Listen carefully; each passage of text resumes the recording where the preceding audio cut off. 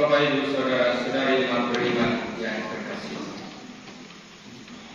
pada malam yang penuh rahmat ini kita berkumpul untuk merayakan, mensyukuri dan sekaligus menyelami kasih dan damai yang dianugerahkan oleh Allah kepada kita lewat putranya Yesus Kristus yang lahir di tengah-tengah kita. Pada malam hari ini kita diajak untuk merenungkan sebuah tema yang menarik, Natal, sumber damai di tengah dunia yang terbuka. Saya yakin tema ini diinspirasi oleh tema kapitel, tentang kapitel rumah yang baru saja kita selesaikan minggu lalu, kapitel provinsi yang akan dibuat pada akhir Januari, ataupun kapitel jenderal Roma yang dibuat pada bulan Juni tahun depan. Tema kapitel menjadi murid-murid yang beriman dan kreatif di tengah dunia yang terbuka. Hendaklah terang bercahaya di depan orang.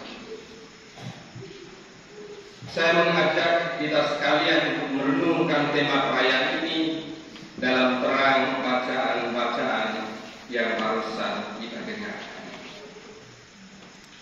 Kalau kita bicara tentang dunia yang terluka, kita harus tahu bentuk-bentuk keterlukaan dan apa yang menjadi penyebab utama keterlukaan.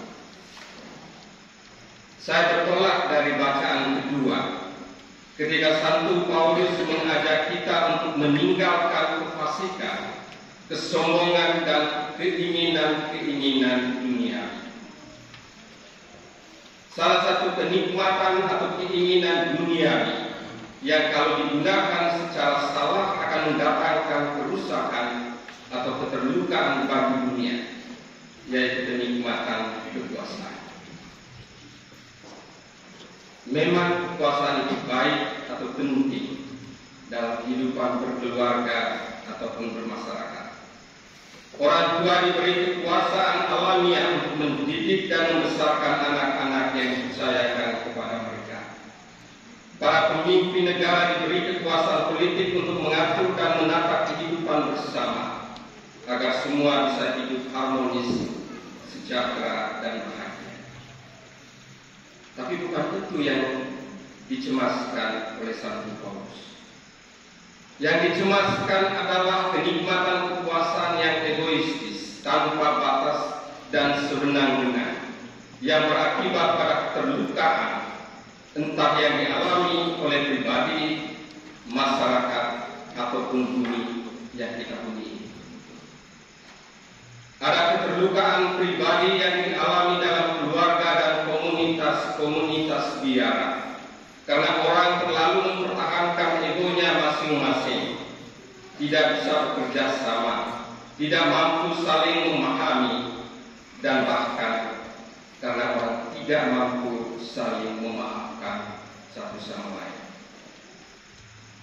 Ada keterlukaan kemanusiaan karena masih banyak orang yang hidup dalam stigmatisasi negatif atau penyingkiran, seperti orang yang hidup dengan HIV dan AIDS, atau karena masih banyak orang yang diperjualbelikan seperti barang dalam kasus perdagangan. Ada keterlukaan bumi, atau dalam bahasanya Paus Fransiskus, ibu bumi yang menangis, dalam bentuk kerusakan lingkungan yang semakin parah, yang mengancam keberadaan kita manusia. Ada keterlukaan politik dalam bentuk rusaknya demokrasi, karena orang menghalalkan segala cara, termasuk dengan melanggar hukum dan moral, untuk mendapatkan kuasa. Karena masih tingginya ketidakadilan struktural dan masih maraknya korupsi dan korupsi. Kalau kita jujur, semua bentuk keterlukaan itu berawal dari kesombongan manusia, berawal dari penyalahgunaan kekuasaan oleh manusia. Lalu apa yang harus kita lakukan? Santo Paulus menasihati kita untuk hidup bijaksana, adil, dan takut akan Allah.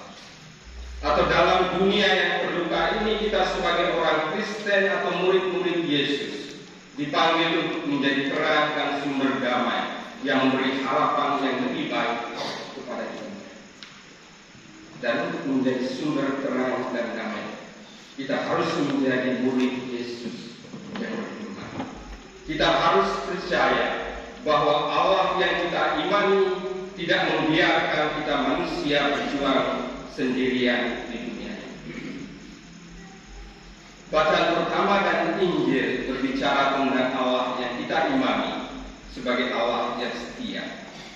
Dia selalu menepati janjinya. Dalam bacaan pertama kita mendengar pemenuhan janji Allah tersebut.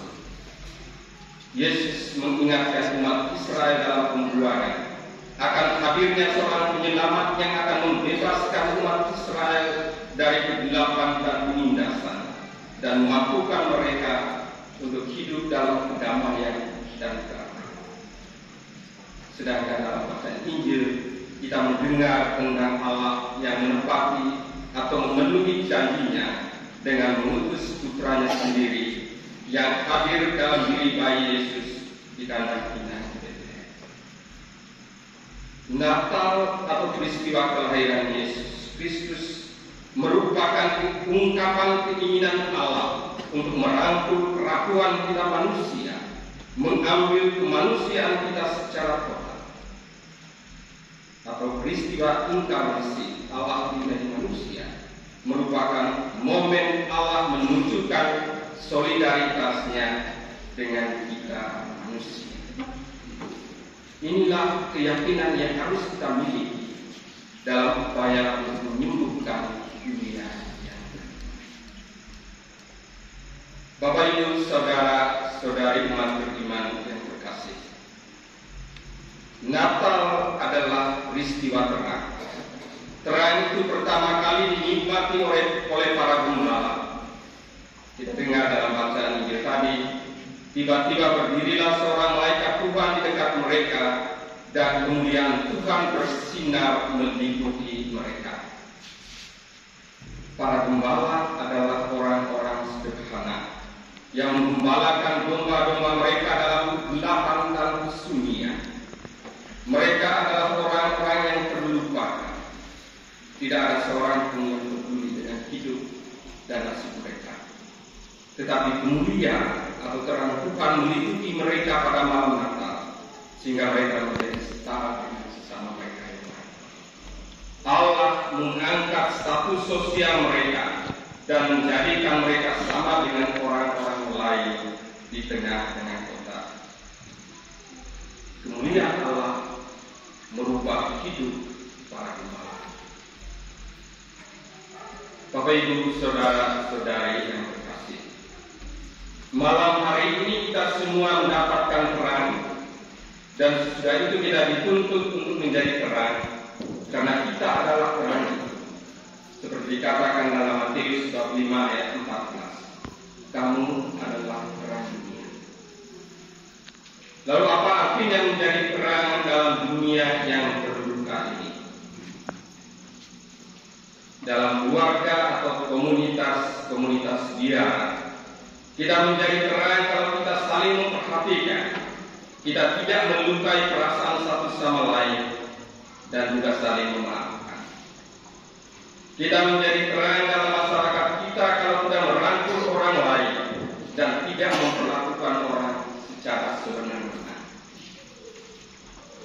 Dalam kehidupan politik, seperti dipesankan oleh Konferensi Wali Gereja Indonesia dan juga Persatuan Gereja Indonesia, kita menjadi terang kalau kita menolak semua bentuk kekuasaan yang menghalalkan segala cara, termasuk mengorbankan rakyat dan merendahkan martabat hukum kehidupan.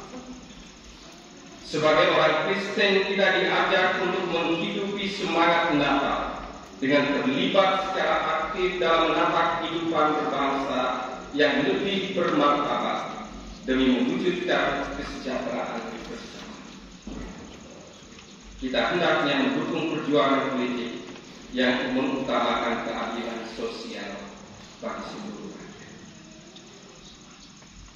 Pada malam Natal ini kita menerima terang dari Allah, dan hendaklah kita menjadi sumber terang bagi sesama kita. Saya mengakhiri renungan ini dengan mengutip kata-kata Pater Superior General kita. Saat kita merayakan perayaan yang penuh sukacita ini, marilah kita membawa terang Natal di dalam diri kita dan membagikannya dengan murah hati kepada mereka yang paling membutuhkan. Bersama-sama sebagai satu keluarga, marilah kita melanjutkan perjalanan kita sebagai murid-murid yang setia dan kreatif, membuat perubahan yang bermakna di dunia yang terluka, yang menantikan cahaya belas kasih dan pengharapan. Amin.